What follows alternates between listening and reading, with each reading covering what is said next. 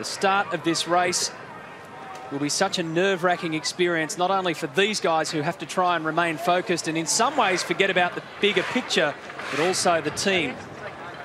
Here's the circuit. It's a ripper. 4.5 kilometres of fantastic racing circuit, this one, and 10 corners, characterised by a heap of medium and high-speed corners, predominantly left-handers. Big punishment for the right-hand side of the car, and a couple of very slow corners, and one that's an absolute ripper. It's turn 6. We call it Hayshed, inverted commas, but it's a great corner. There's no room left on the outside of the car. On a couple of occasions over the years, we've seen big incidents here, people rolling over, or two cars trying to run side by side like Mark Skaife and Craig Lowndes last year. That does not work. Massive speed through the mid-corner. They build up to 220-odd Ks in 5th gear by the time they get up to Lukey Heights. If you pick up the inside ripple strip, just like Stephen Richards did then, a car bounces. If you're an inch too far wide of the apex, you run out of road here and you go barrelling up through the grass and nail signs and do all sorts of things. But overwhelmingly, you're seeing a V8 supercar teetering at the brink of its grip level there. And it is spectacular, and the drivers work very hard. So that's an area that we'll focus on through the course of the race. They'll carry 80-odd litres for this race. Maximum potential in the tank's 120. They'll get rid of about 2.8 litres per lap. This is the championship scenario. 7 points is the margin between Whincup and Tander. Lowndes is 21 points off the lead. Rick Kelly mathematically still a chance, and you can't do a better job than jumping out of the blocks from pole position for this first of 3 races this weekend, Matty, when when you're down at 4th place in the order. Yeah, it's been that way, hasn't it? It's just been extremes over the last couple of rounds. What about this guy? Yeah, Mark Skaife. Just want to make a point about this. Notice that there's no middle console in the car. It's a great shot for us to look at. It's all new architecture inside this car. They've lowered the centre of gravity in the car.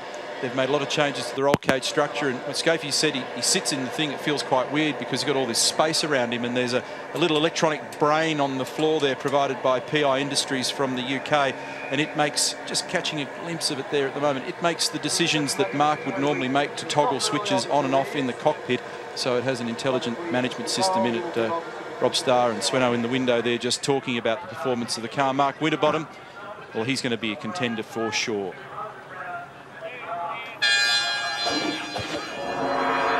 So here we go for the Fuso Grid race 1 of round 14, the 35th race of the 2007 series. Rick Kelly and Mark Skaife side by side. If you've just joined us, Mark Skaife carrying number 200, which correlates with the amount of championship starts he now has. There's Jamie Whincup, the leader of the title race. He's alongside Todd Kelly. Jason Richards, the Tasman Motorsport car number 3, putting in a great performance. He's alongside Craig Lowndes. And there's Garth Tander, who has Mark Winterbottom to deal with from position 7 and 8, with Russell Ingall driving for the last time for Stone Brothers Racing and for Ford. He's moving on, being released from the final year of his contract with the Blue Oval to move on for next season. He's gone ahead of his teammate James Courtney there. And there's Jason Bright, who's still throwing punches. Probably can't wait for this year to end, but still throwing punches. Greg Murphy and Shane Van Gisbergen, the young Kiwi, has posted his best qualifier of this year and therefore his career. Shane Price and Paul Morris will share 17 and 18. Morris off to a tough start in practice yesterday with a wiring loom drama with that car. Kept him off the racetrack for a while. Cam McConville together with Paul Dumbrell, last run for Super Cheap Auto Racing. They'll start down the order a little at the moment. Steve Owen unfortunately qualifying, running a little wide off the road down there. Andrew Jones and Jason Bargwanna, Team BOC and WPS. A couple of other fellas that are also having lasts include John Bowe, 225th championship start. I'm not 100% convinced that we won't see him again in an Enduro. I keep teasing him about it, but in terms of full-time drives, it's goodbye for now for John Bowe in V8 Supercar competition after an extraordinary innings. We look down the order here: Owen Kelly, Paul Dumbrell, Simon Wills and Alan Gurr will start from position number 31. JB, 22 years. Can you believe it? I think he's just waiting to be asked the question for the Enduros, because I know what the answer's going to be. A yes in a heartbeat. We've had various race durations over the last several years at this particular round. Last year we had 32 lap races. The year prior it was 23 lap races, so this one sits in the middle, a 27 lapper. As I've said a couple of times, it's 360 kilometres of racing to run through until tomorrow afternoon. The interesting things about this racetrack is that because of the long nature of the corners around here. They don't spend, despite its very high speed, very long at 100% throttle, only about 38% of the lap. And isn't this an awesome shot when you look down to Bass Strait?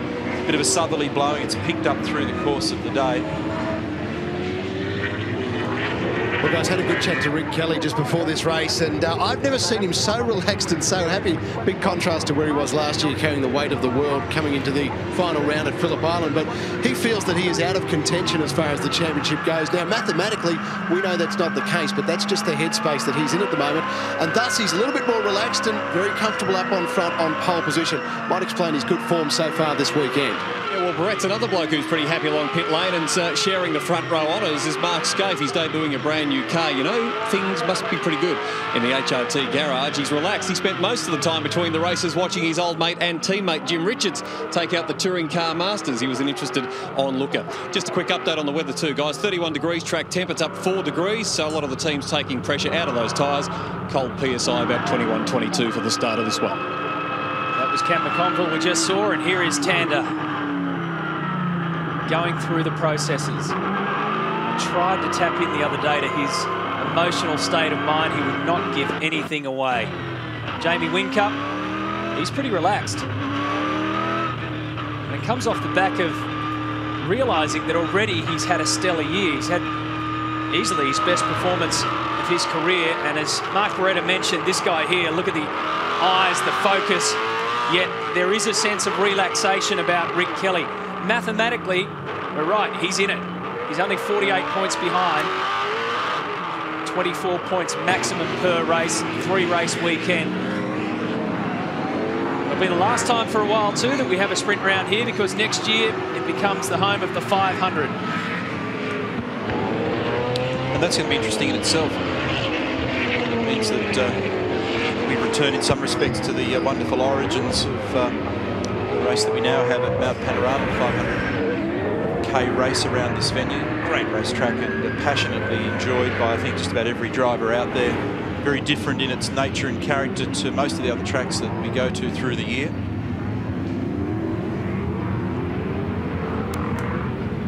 Steering straight down Bass Strait. The wind has picked up. It's right on the nose of the car. Makes it difficult when you get around to turn 4 and it's right on the rear of the car. You can really feel it too. It does make a substantial difference to the behaviour of the car, particularly wing cars, open wheel cars around here suffer substantially. Mark Winterbottom incidentally grabbing this year's pole award with 4 wins. Gareth Tander and Todd Kelly 3 apiece. Third of the field now set into place. This will be the 35th race of the 2007 championship season. It's been a long, grueling one. A lot of very tired race mechanics in particular. That run from September right through to this weekend, it's just an endless mission of build and rebuild. You don't have to remind them either that round 1 starts mid-February. What are you doing for Christmas? Sleeping for a day and then we're back working for the cars. There's Jamie Whincup. He must feel a little bit boxed in, regardless of his frame of mind, because he's got Rick Kelly and Mark Skaife in front of him, Todd Kelly beside him, and directly behind him, Jason Richards. Grid set. So here we go. It's all come down to this weekend. The championship weekend here at Phillip Island. Race 1 underway. Mid-pack scrambling. What's going on at the front? Rick Kelly looks solid. Mark Skaife hovering on the inside. Whincup takes that position. Position 3, comfortably into turn 2. Little bit of trouble for Jason Richards, but he got back onto the road. Whincup just backed out of it a little in turn 1 and had a bit of a rethink there. It looked like he was going to be awkwardly positioned. He decided it was better to grab the spot that he had than try and grab another. Stephen Richards awkward there on the outside in turn 3. It's so fast around there, particularly on cold tyres. The cars are nervous. And so slow here. Ingle caught on the outside of Lowndes. Oh, trouble for James Courtney. Damage in the front of the car. Skates to the grass but gets away with it. Yeah, we got on to tell you, mate, just keep your head down, keep it nice and smooth. Well, he rejoined cleanly, so that's the good news. A drag race between Bright and Murphy. But look at Kelly. Commanding start from the 2006 title holder. Nice dive on the inside from Stephen Johnson on one of the Team BOC cars. Good jump away here for Rick Kelly. He's made about 4 or 5 car lengths now in this opening lap. Whincup settled into his spot.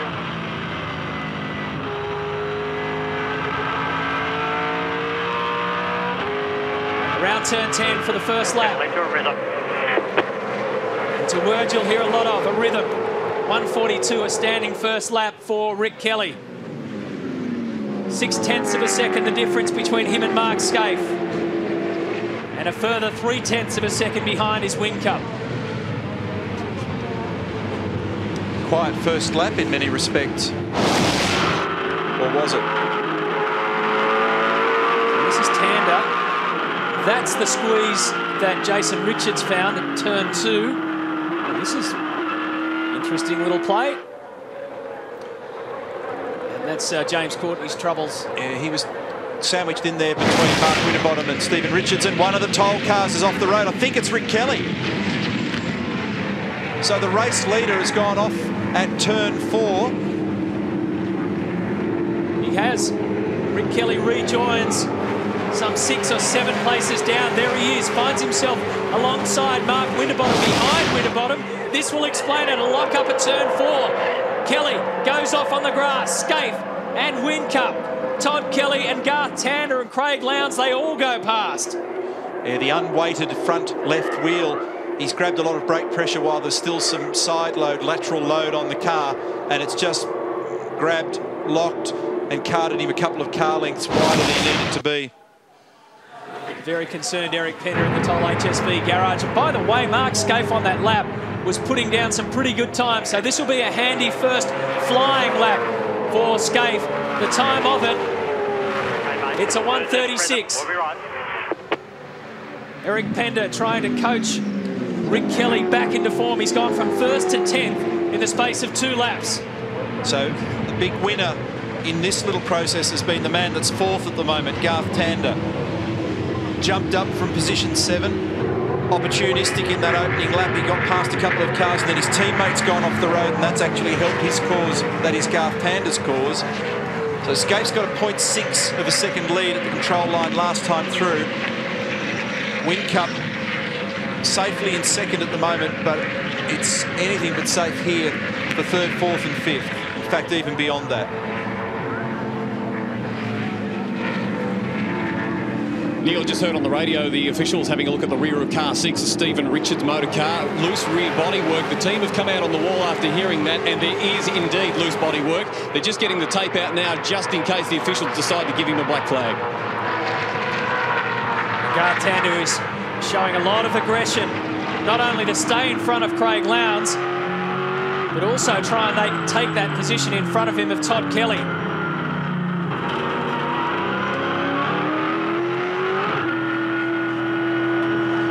Team Sirame cars is in pit lane. Owen Kelly.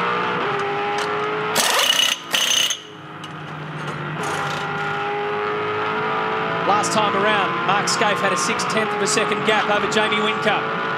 Big understeer at the pace and turn 3. 10-4. Skaife's increased that now to 1.1 seconds.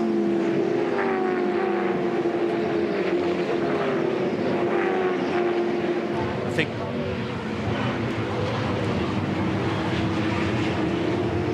a mechanical black flag for Stephen Richards as predicted by Daniel, and they'll bring that car in for the loose rear bodywork problem that he spoke of. Craig Lowndes at work for Team Vodafone. He's got Garth Tander ahead of him. Paul Morris is in the garage with car 67. Very interesting scenario going on at the front here. Skaife leading the way. He's pulling away too. Title leader Jamie Whincup is 2nd. Some damage down at turn 8 for Max Wilson and Morris.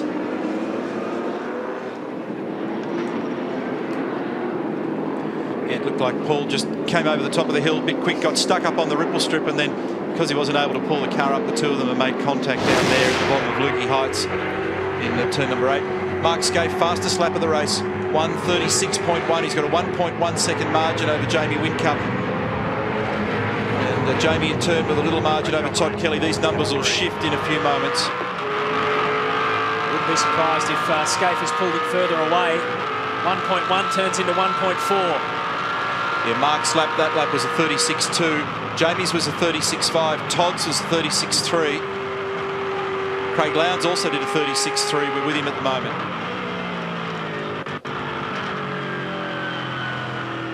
Around the southern loop. Turn 2. Back on the hammer for turn 3. And then hard, heavy.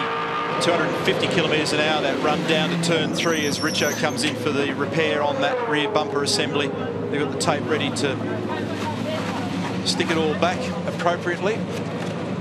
There's a very high degree of sensitivity because of spectator safety in particular for any loose body work on the cars. The industry can't afford to have anything flying off, and that's the reason the mechanical black flag is shown.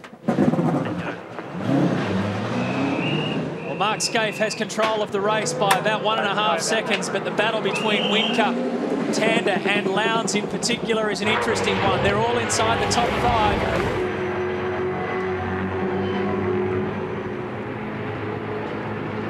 Whincup, Todd Kelly, Garth Tander and Craig Lowndes in particular are all posting lap times within hundreds, thousands of each other. Grant Denye's doing some work for us in pit lane. Welcome, Grant. How you going, Marty? Just talking to Eric Bender there, just about the state of Rick Kelly's car at the moment, and also his championship hopes. And pinching those front 2 tyres a little earlier on has cost him. He is bleeding a little bit as a championship contender. It's knocked the pace off just a little bit. They don't think, though, they're going to adjust their pit stop strategy. So Rick's hurting. Certainly would be. From positions 2 down to 5, Neil, is remarkable. Watch them on the timesheets, exactly the same. Watch them on the road, exactly the same. Yeah, they're all waiting for someone to blink at the moment. The pit stops will be on us any tick of the clock. Compulsory pit stop window has opened. So we'll see who decides to come in or who, in fact, wants to run a bit longer. Tyres get hurt so much around here. There may be a few who choose us, as you go down the field at least, choose a slightly riskier strategy of just staying a little longer. It shortens up the segment on that next tyre set. Rick having a look here over the top of the hill at Mark Winterbottom. Mark's having a look at Will Davison, who's done another good job to qualify inside the top 10. So several of them peeling off, including Winterbottom.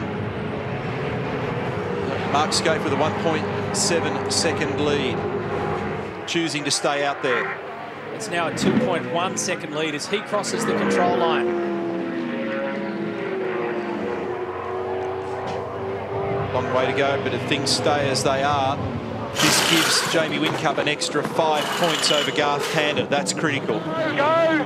Watch your pit lane speed, mate. Good job. Todd Kelly. Oh, he stalled it. Clear. Watch him. Did he stall it, or maybe he just waited? Might have just been waiting. I might have maligned him there.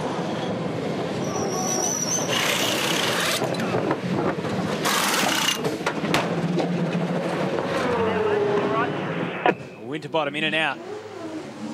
Flip your slide off, mate.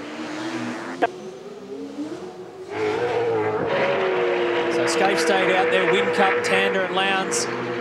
Davison, Rick Kelly, Greg Murphy all stayed out. Guys, there is nothing like the pressure of this final round. Just a moment ago, Team Vodafone had tyres set to go for Jamie Whincup's car. Now, Roland Dane, the team boss, called them all back in. They picked up the 4 tyres, took them back in, packed everything away and waited. They've decided to leave Jamie out a little longer. Incidentally, in the manoeuvring in the pit lane, then Todd Kelly lost a spot to Jason Richards. Right about now, and that was Whincup peeling off in front of Tander. Right about now, you're just beginning to get the first feelings. More opportunities. Lowndes out of control. You've got good opportunities. Matt Nielsen on the radio. Right about now is when you start to feel the tyres hurting on this track. It comes pretty quickly because all 4 work so brutally hard around here.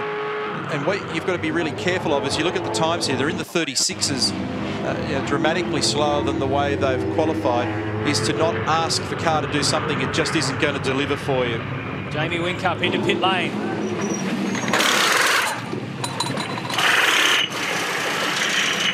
Clear, away you go. Pit lane's clear. Watch your pit speed. That was Whincup that peeled off in front of Garth Tander, like I thought. Cold rear tyres, head down, mate. And Todd Kelly did just pause in the pit lane. He didn't stall the car. He was obviously just trying to slot back into the traffic without any disturbance. Look at this. This is a critical one. And that has hurt Jamie Whincup big time. It certainly has. Jason Richards was the first of the queue to pull in. And Jamie has ended up coming out behind him, behind Todd Kelly as well. It didn't look to be an inefficient stationary stop, so it must have been something to do with the in portion of the lap or getting into the pit lane, manoeuvring into the pit lane.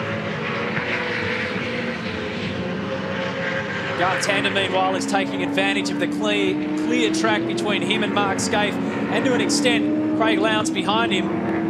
Skaife is the leader on the road by 2.3 seconds. There he goes. Tander has just done a 1:36.3, and Craig Lowndes has done a 1:36.2. Tander, now that he's been released from the pack, has actually picked his game up, so clear air's made a difference for Garth. He's being urged on the radio at the moment to make the most of it because there's probably a net gain on offer. Jason Richards has also done an extremely fast second sector split. Neil just got to the bottom of the Jamie Whincup loss of time. Had a problem with one of the wheels getting it off the rear, and just had a quick chat to Mark Dutton, who said that's cost them. We didn't spot that, so that's a good pickup. And so that's the reason, gee, it only takes the tiniest little hiccup and it can hurt. Paul Dumbrell, service on the super cheap car. Paul Wheel Racing to close at the end of this weekend. 1:36.1, fastest lap of the race for Jason Richards in the Rockstar Tasman Motorsport entry. He's down in 13th. Still plenty of people to take their pit stop, including these men on the leaderboard at the moment. Skaife had around about a 2.5 second lead over Tander.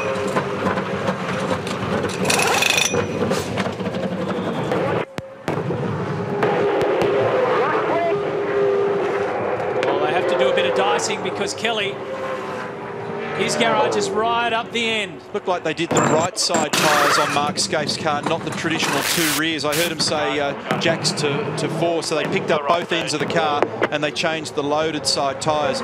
It looked like there was going to be contact there in the lane, but there wasn't. Where does he slot in?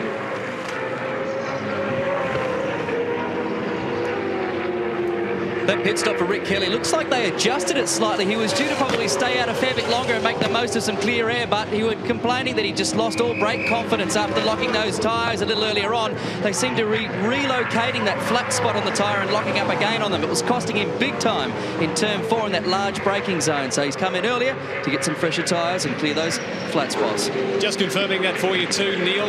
Mark Skaife did indeed change the working side, those two right side tyres on the car. Kelly comes up to turn 4 and gets hold of the spot from Winterbottom. So Skaife came back out ahead of Jason Richards. Problem for John Bauer, the rear brake lights are not working on that car at the moment, so I think he'll end up with a mechanical black flag as well, so brake lights not displaying on John Bauer's car. This is your effective race leader as Garth Tander now comes in.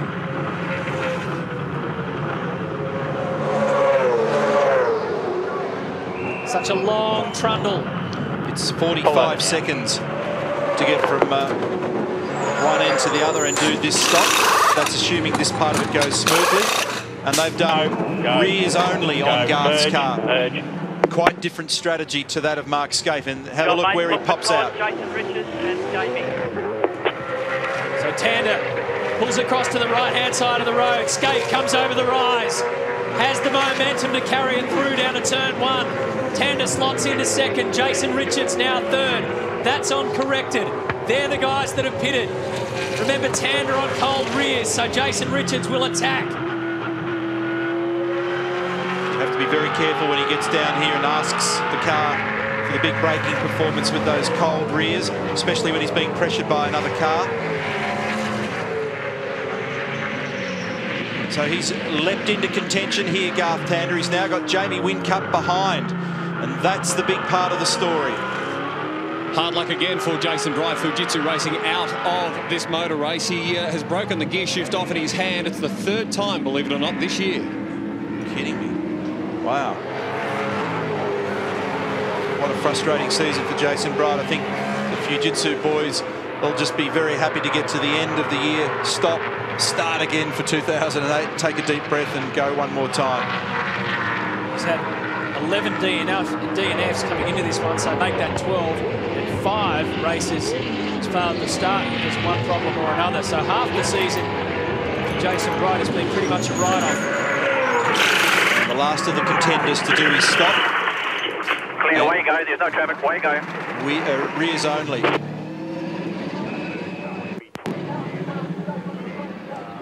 Where does he pop out? There's going to be a squeeze here, Matthew. So that's Scaife. There's Tander. Richards, Todd Kelly. I reckon Lounsey's popped into 5th if he can hold it into turn 1 here. Where's his teammate? There he is there. I knew he'd be somewhere there or thereabouts. So make that 6th. He probably just did the courteous thing there too, I'd suggest. I reckon that Craig, the fact that he didn't dive to the inside apex, he knew Jamie was there, he left him a bit of space. That last lap was the fastest of the race by Mark Scaife, 1:36 flat. So both the Vodafone cars have been shuffled down the order a bit here.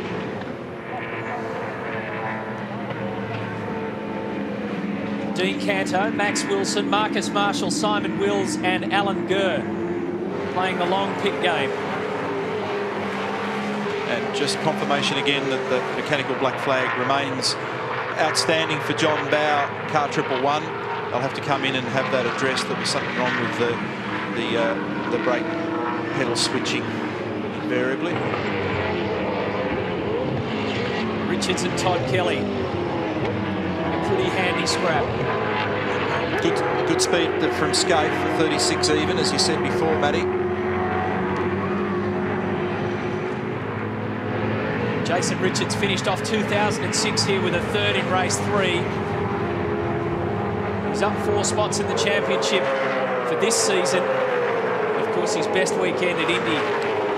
Feeling in a couple of the garages, including this one, Wally Story, the senior engineer in this team, feels that the reason why the cars were slow in the first period of qualifying today was the incompatibility of the rubber from the preceding category that was on the track. The historic touring cars were out there, and initially in the first period of V8 Supercar qualifying, they were all, well, the key runners at least, were all slower than even the development series cars. And it took until period 2 and then into that 3rd leg before we started to see the times that we'd expect to see. And that was certainly the theory of the Tasman garage.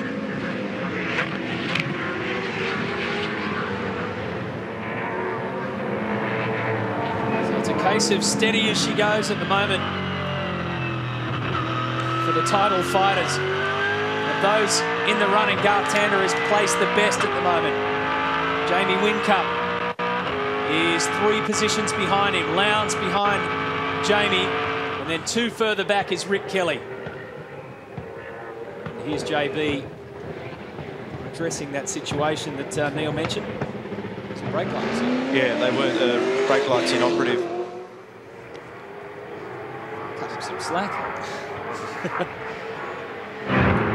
So Mark Scaife, so close to getting a pole position, which was a very important personal thing for him, because for the first time I can recall in a while, no Mark Scaife pole positions in a season. So qualifying run and done today, and he didn't get there, but he did only miss out by less than 0.2 of a second on Rick Kelly in the end analysis, so he went very close. It was the 4th time this season, though, he started from 2nd on the grid.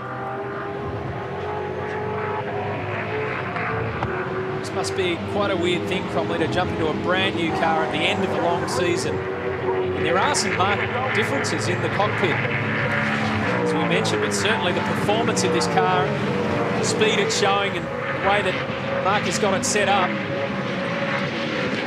everything's going right at the moment. He's holding off Garth Tander. Car number 6, Stephen Richards, is going to get another mechanical black flag for loose rear bodywork, so whatever they did wasn't enough, I'd say. Yeah, this is very different when you have a look in and around this car, number 200. Todd Kelly and Jason Richards are having an almighty little battle here. They've both got good car speed and good track position, of course, because uncorrected, Jason Richards will be 3rd and Todd Kelly 4th. Incidentally, Stephen Richards is back in pit lane to serve another mechanical black flag calling because of the loose rear bodywork on that car. It's quiet out there at the moment, isn't it? It's just settled into a rhythm for the moment as Rick Kelly tries to recover from the mistake he made in that very spot on the second lap of the race. Still to make their stops, Marcus Marshall, Simon Wills and Alan Gurr. Mark Skaife over Garth Tander's eased out a little now. Tander's going to, on current target, yank back some of that 7-point margin. Isn't it amazing? Only a few minutes ago I made reference to the fact that it looked like it would extend by 5 points out to 12. Well, now it's going to compress. Rick Kelly is hovering on the back of Russell Ingall here over Lukey. Remember, Rick started from pole position, locked it up at turn 4, found himself on the grass. He went from 1st down to 10th. This would be a comeback of about 3 positions if he can knock off the enforcer. Just like those first few laps, Comley, as well, it was Good job. Good, patient. Wait for his mistake. that eerie silence out there. If you can say that something of 1.5 tonnes going 280 k's can tiptoe, that's what it felt like. 200 kilometres an hour in the mid-corner at turn 1, building up again to about 210 before they break for turn 2. Speed coming right off here down to around about 120, 130 odd kilometres an hour. And they build speed back up to 250 kilometres an hour at this 3rd turn. It's a wonderful corner. Passing opportunity sometimes down the right, and that's what Rick is looking to do as they head down to the hairpin, and he gets it done. It's down to 70 kilometres an hour. 2nd gear.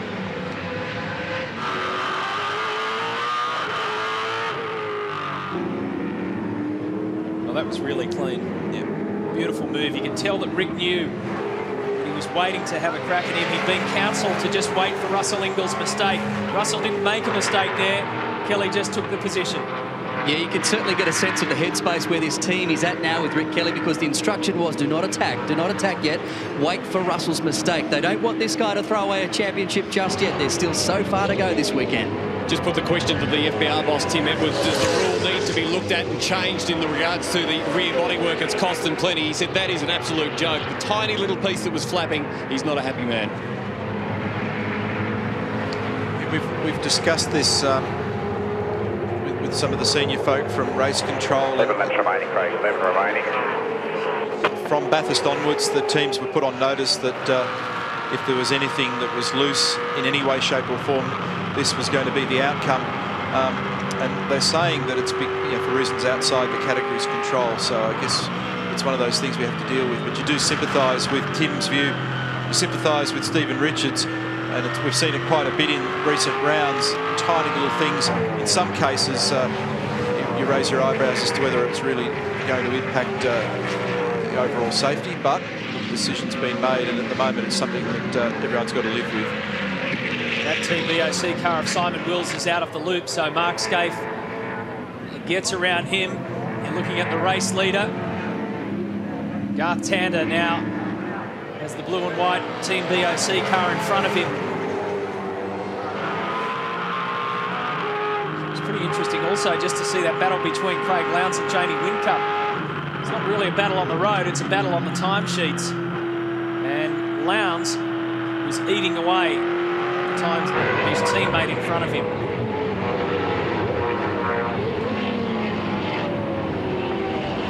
Pretty hard to imagine either of these two guys getting any further up the road at the moment.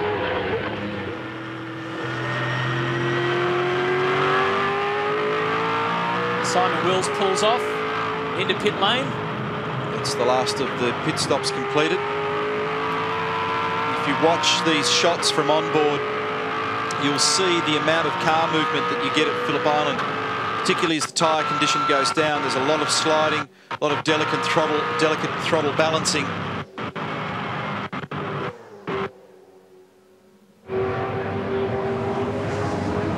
Skaife's got 1.1 seconds over Garth Tander at the moment. Looks like he may well be on target to give that brand new car a race win on debut. That's a bit special. A la Eastern Creek. Yep. Look at Todd Kelly's car there, just teetering in the rear as it went through turn 3. Right on the grip limit. Take a look at the current championship points. Now that the positions have been corrected, remember Jamie Whincup had a 7-point lead over Garth Tander. They are now locked on 582 points. Craig Lowndes remains third and Rick Kelly stays in fourth. The other significance of those numbers is the 22 points between the first two and the third one, because remember it's 24 for a race win, so both Jamie and Garth are almost a race clear now. It was 21 points going into this race one. Oh, there's a mistake from Jason Richards. He got away with it, you know. But it probably put a little mark on that tyre. He was a million miles wide of where he needed to be then down in turn 8.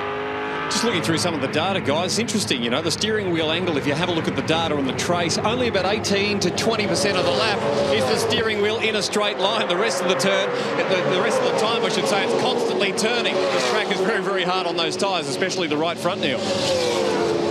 And here comes Todd for a peep at turn 1. You're quite right, Daniel, and that's the point I made earlier about the throttle around here as well, because there's an enormous amount of medium high-speed turning around this track, so you're always fiddling with the steering wheel, always playing with the throttle. Be patient, mate. Be patient. Patience is the key. Mark Skaife leads it by 0.6 of a second over Garth Tander. So they've split off into two groups. This is the second battle group. And here's, well, effectively the first, although Skaife has pulled away. Skaife and Tander have pulled away from these guys. Jason Richards just nipped the brake again in the turn 4 hairpin, only a little this time. Follows on from the little mistake at Lukey Heights the previous lap, so he's just a bit vulnerable to Todd Kelly at the moment, but he is holding on. And you've got to say, Neil, if you were 888 at the moment, you'd be just a little bit nervous about what's going on in front, because Kelly and Richards are having a great scrap. They don't want Lowndes, Whincup and Lowndes in particular, to get caught up in it. Well, the other thing that's happening at a very rapid pace at the moment is Rick Kelly's tagging along because of it, and he's going to find himself right on the rear bumper of the Vodafone cars, and being harassed from the rear is not what they want. They've got enough going on in front at the moment. That did show a lot of patience and a lot of skill also, as Tander now pushes up to Skaife. There's some nervous times. He's still going. He won't take it there.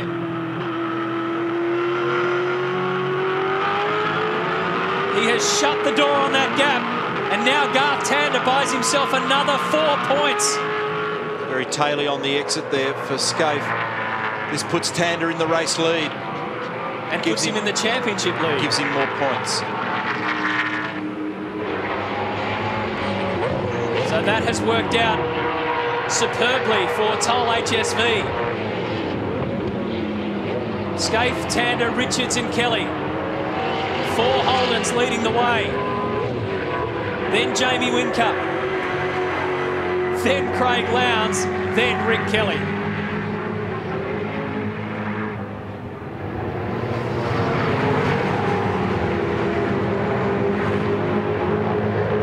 Remaining, Jamie. 7 to go, mate. Doing a great job.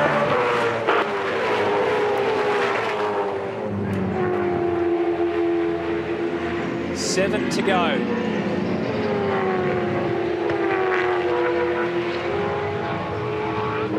Craig Lowndes is being urged to keep an eye on the rear view mirror as well as an eye on what's going up front, as we noted a couple of laps ago.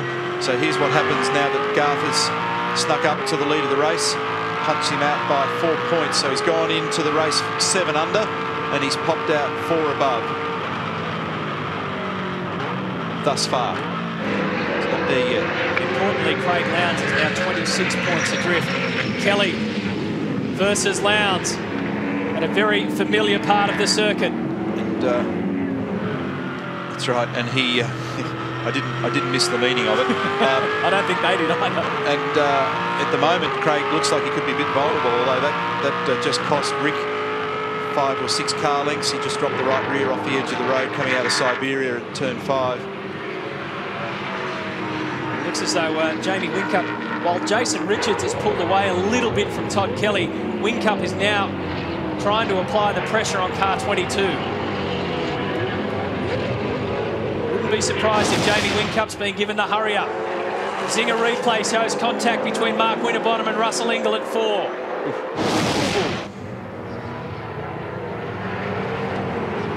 Back around onto Gardner Straight.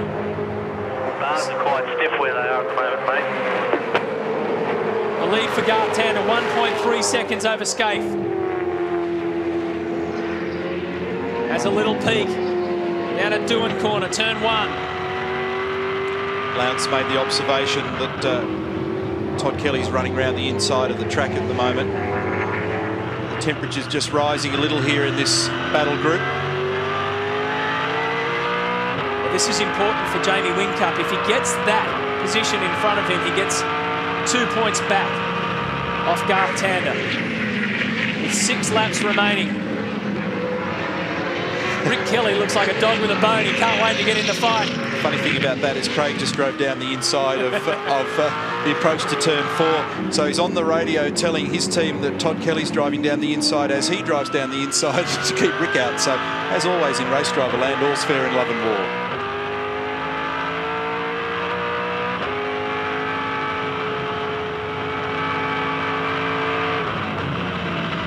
Like you say, they're just waiting for somebody else to blink. But out in front, Garth Tander's got his eyes wide open. Isn't that a great shot? You can see just how delicate it is guiding a car with tyres that are worn over the top of the hill here. Rick's having the ball. Hardly using any revs in the short shift from 2nd to 3rd because of the amount of sliding that's going on. Tander's got 1.3 seconds. Now it's out to 1.7.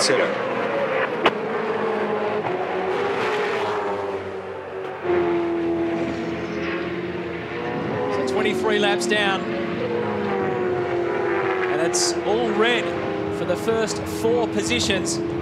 Back of Todd's car's just starting to skate around a bit too much at the moment. That's what's making him vulnerable. Meantime, Rick Kelly drops the right rear again off the road out of Siberia.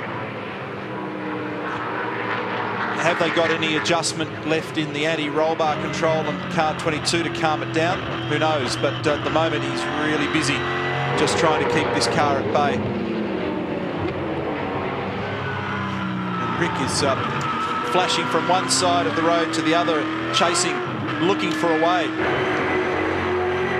Looks like he's got some more pace. 120k race. What do you reckon Rick's done already? Trundling around that circuit. He's seen every side of the road. He's already done 130. I was about to say he's done a few more, hasn't he? He's got good speed in the slow corners, but he can't do much in the medium high-speed stuff at the moment. Maybe this is an opportunity. Car 888 bad sportsmanship flag for blocking. So Tim Schenken, the race director. You're a bad sportsmanship flag for blocking, so you've got to get your finger out.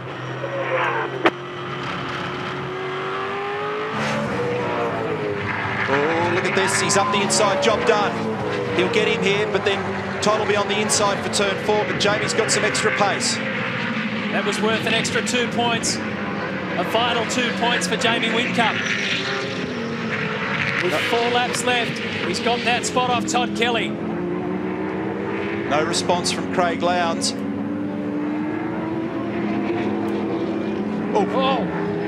Oh, push and shove. Lowndes and Todd Kelly.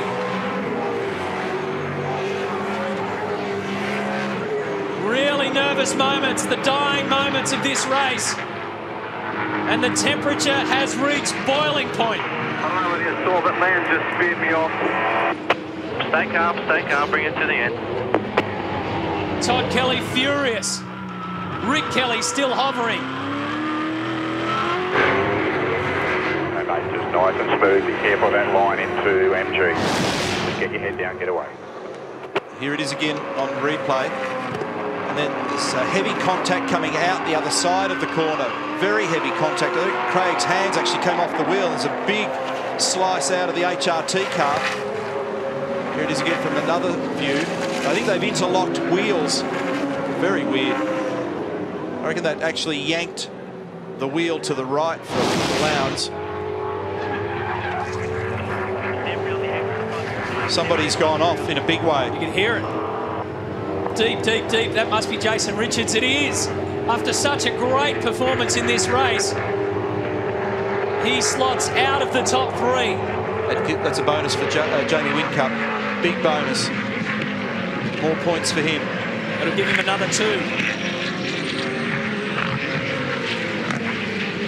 So that means they'll be all square again. Tander and Whincup will be all square again.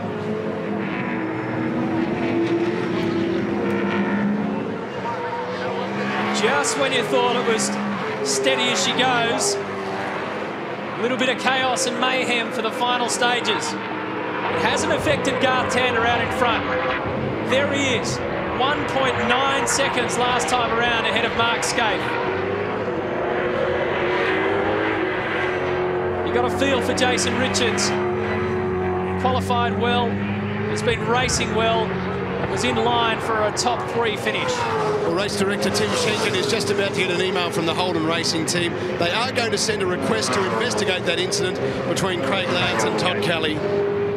Oh, I think there's no doubt about that. That's pretty normal procedure for them, and that'll be looked at in great detail, the onboard cameras. Now, the other interesting thing here is that the way things are with Rick Kelly behind Jamie Whincup, that means he's officially out of the championship hunt going into the 2nd and 3rd races this weekend. So it becomes, and then there were 3. Yep, that's right. That'll put him 52 points adrift. Here's the current points now. Whincup and Tander, as I mentioned, back on a level pegging, 586 as it stands. Lowndes 563, and Rick being 52 points adrift, as you say, is now officially out of the picture. Poor old Todd Kelly's left mirror is dangling. Only 48 points remain on offer after this race for the weekend.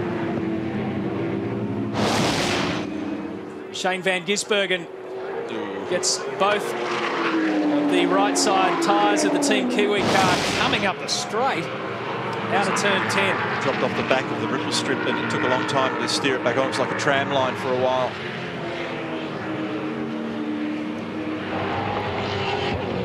So Mark Winterbottom now has Todd Kelly in front of him. Winterbottom started 8th. He's now 7th. 1 lap to go, mate. 1 lap to go. Russell Ingall holding down his top 10 position. And Greg Murphy, who started 15th, is now up to 10th. So up until just a lap or so ago, it was pretty good running for both the Tasman cars. Murph doing a good job. Mark Winterbottom hovering on Todd Kelly. There's something else at play here for Russell Ingall as well in terms of his championship position. He's 11th on the championship. Pretty sure he's never been outside the top 10. So he's got a few points to bank and a point to prove, if you like. Here's Whincup. So he's 3rd. Lowndes is 4th. Rick Kelly 5th. Todd Kelly is 6th.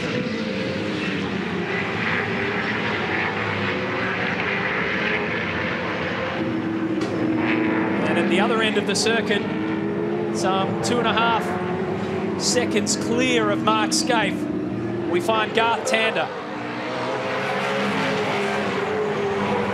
who will not only... It's a huge recovery from 7th. Pocket his 14th race win. 14 out of 35 races. Just a remarkable statistic. He's won more than double the races he did last year already. And now Garth Tander puts his hand up for the championship. Brilliant drive, JT. Box number 1, King. Great job, boys. Excellent comeback from qualifying. Thanks very much. Skaife second, Jamie Whincup third. Craig Lowndes will come across in fourth. And Rick Kelly fifth. They've got a lot to celebrate, Toll HSV. Only box number 1 tick, GT, so good job. Just make sure you stay on some clear track. Keep those tyres nice and clean. That's what it was all about. Box number 1 ticked. He couldn't do any more but win the race. And he's turned a 7-point deficit into equal championship lead. Confidence aplenty now at Toll HSV. John Kelly, the father of Rick and Todd, the team owner, looks on. Garth Tander started from 7th, finished first. And a raised 7 points off the list. And hats off too for Mark Skaife. He posts second position.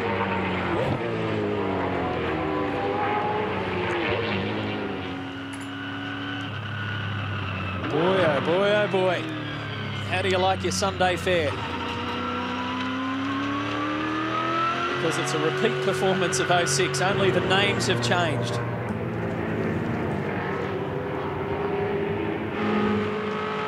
Craig Lowndes is still in it. He finished 4th. He put 15 points in the bank today. But we can now officially say that Rick Kelly is out of the running.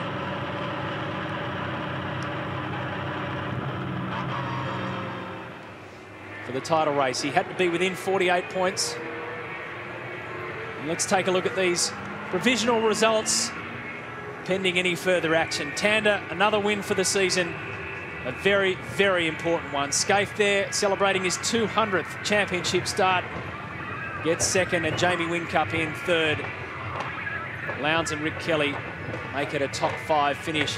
James Courtney had his troubles. Shane Van Gisbergen, we went for a wild ride with him. Dean Canto down there in 20th position.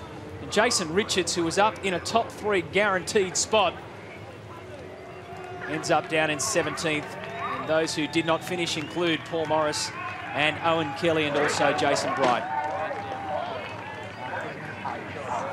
Well, here he comes.